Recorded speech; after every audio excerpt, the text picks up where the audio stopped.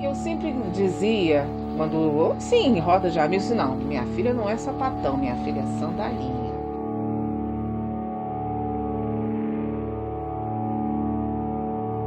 Aí um belo dia me chamou do canto: mãe, eu não sou sandalinha, mãe, eu sou trans.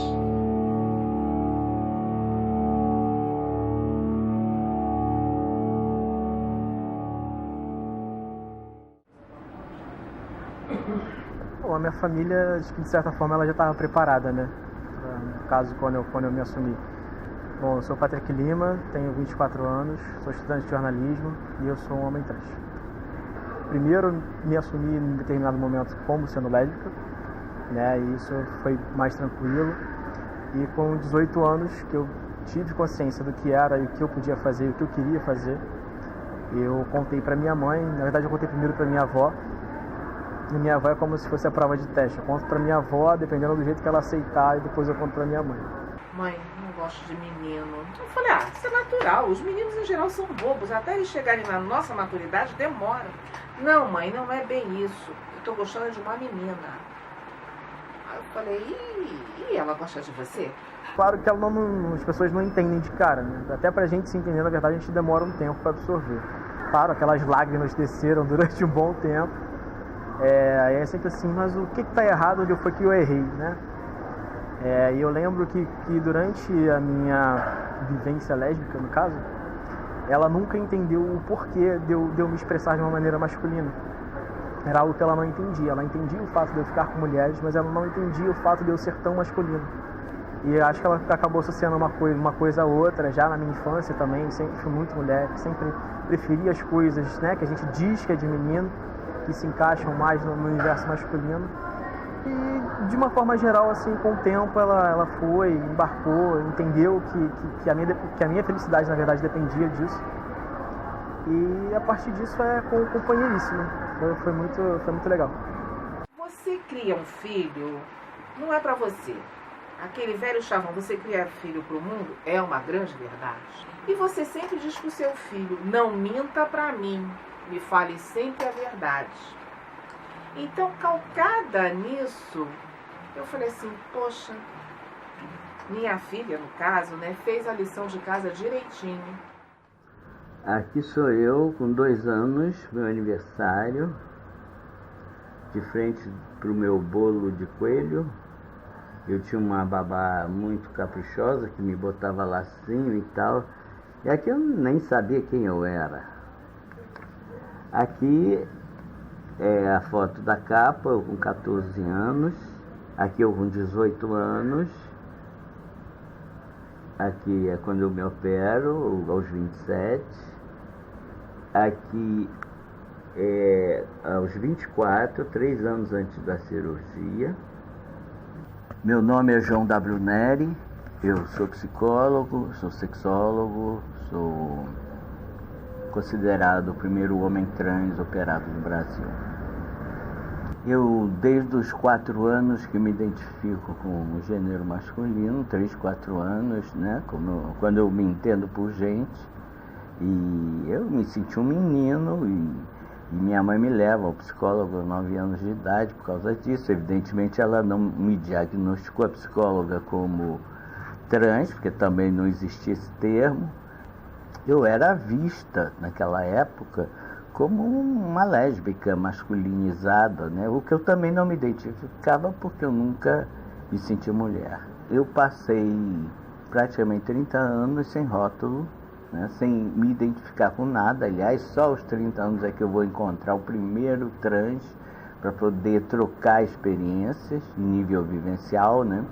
Então eu era um ET, eu não tinha, era aquela coisa ambígua, sempre meio estranha, ninguém sabe o que é isso, numa época em que não se discutia, não havia nenhum tipo de visibilidade para a sexualidade, né? Então, houve, daquela época para hoje, uma grande mudança, né, em termos de visibilidade da diversidade sexual, né, que sem dúvida teve um grande avanço de lá para cá. Meu nome é Eduardo, eu tenho 20 anos Eu me identifico como não binário, masculino e bicha. Quando eu me assumi pro meu pai, ele me contou várias histórias, assim, que quando eu era pequeno eu já me identificava, eu pedia pra ele me chamar no masculino. Eu agia de forma assim que as pessoas me vissem no masculino. Eu inclusive me lembro de me cercear de coisas assim que as pessoas me falavam que eram femininas, exatamente porque eu pensava assim que se eu usasse essas coisas, eu fizesse essas coisas, as pessoas iam me ver como uma menina. E a primeira coisa que ele falou foi: vamos procurar alguma coisa pra ver como é que faz isso aí. A minha mãe até hoje não... Quando eu contei pra ela, a primeira coisa que ela fez foi debochar. E eu chorei e ela debochou, inclusive, falando que como você quer ser menino se você tá chorando. Eu passei um tempo, assim, falando com ela muito pouco. No ano passado, quando eu fui fazer a minha cirurgia, no dia que eu fui fazer a minha cirurgia, ela foi no hospital, porque eu tinha chamado, inclusive, e ela fez um escândalo no hospital. E ela fez um escândalo tão grande que eu não pude fazer a cirurgia, porque eu estava estressado. Eu fui com 4 amigas, a minha avó, meu pai e ela. Foi as pessoas que foram me acompanhar. E ela ameaçou bater numa amiga minha, bateu em 2 outras. E ela só saiu do hospital quando falaram pra ela que a cirurgia estava sendo cancelada. E ela mudou completamente, falou que bom, melhor assim, e foi embora. Você não tem uma masculinidade, tem várias masculinidades, e tem também pessoas que são consideradas transmasculinas, mas que não se definem como transhomens ou homens trans. A gente acaba se aproximando na caixinha que a gente vê ali, que a gente se enquadra mais, né?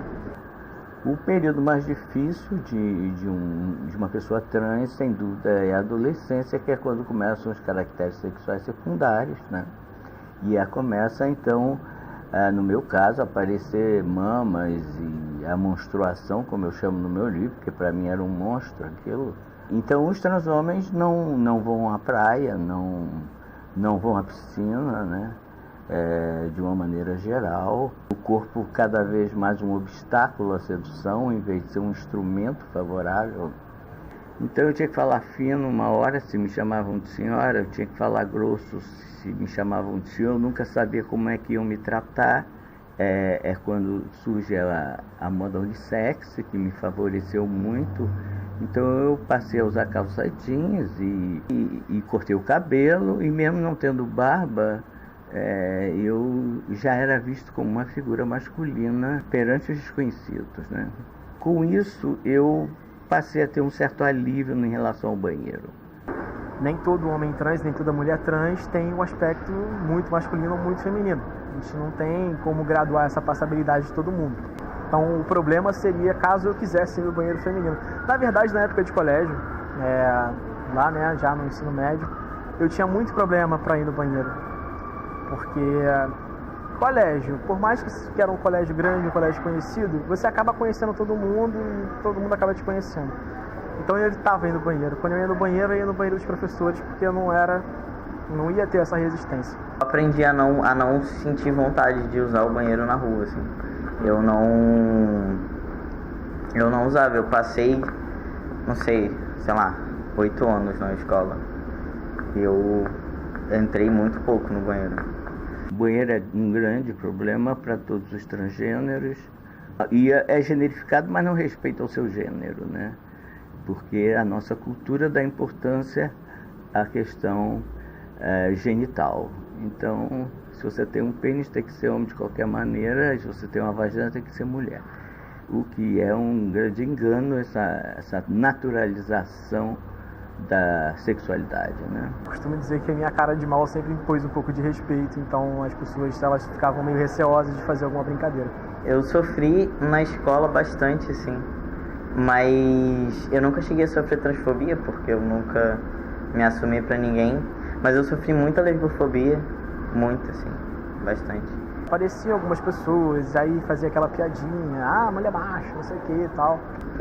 O coordenador era extremamente homofóbico, extremamente bizarro, assim.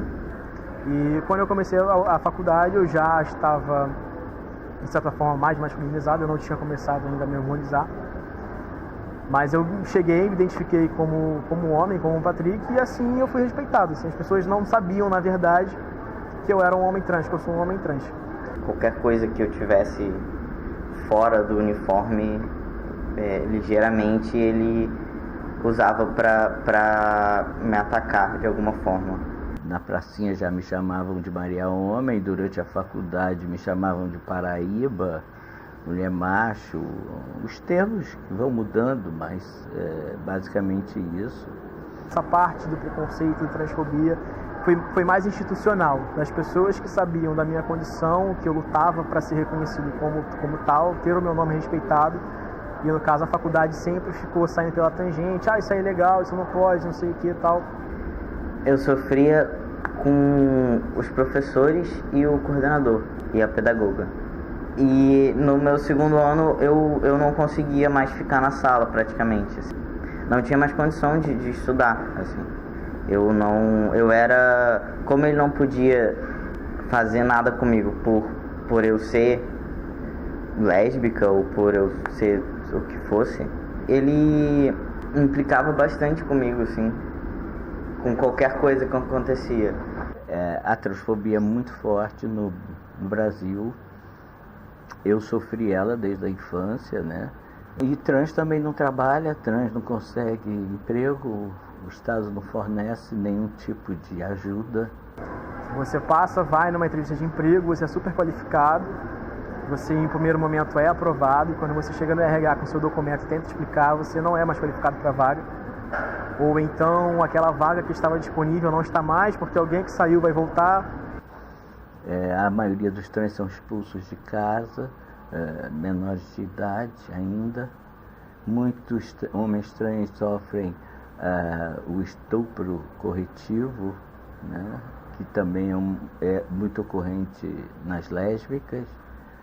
A homossexualidade deixou de ser uma patologia em 1973 nos Estados Unidos. Agora, a transexualidade continua sendo uma patologia no mundo inteiro. Os dois países que despatologizaram foi a França em 2010, mas que continua sendo obrigatório o laudo psiquiátrico para poder se operar. Agora, a Argentina, com a lei de identidade de gênero, ela realmente despatologiza na medida em que o laudo psiquiátrico não é mais necessário, nem a cirurgia para mudar o nome e o gênero, que é o que nós estamos tentando aqui, e que vai ser muito difícil com esse Congresso conservador que está. Ela, no momento, essa PL 5002, que é a Lei de Identidade de Gênero, que me homenagearam, né, o Lei João W. Nery, e essa PL é baseada na lei argentina de identidade de gênero, que foi aprovada por unanimidade no Senado em 2012 e vigora até hoje com sucesso. E essa lei seria a nossa libertação, porque, em suma, ela diz que qualquer pessoa trans, no caso, né, pode, a um cartório, mudar o seu prenome e o seu gênero sem necessidade de cirurgia, de hormonização ou de laudo psiquiátrico, né, sem perder direito ao SUS.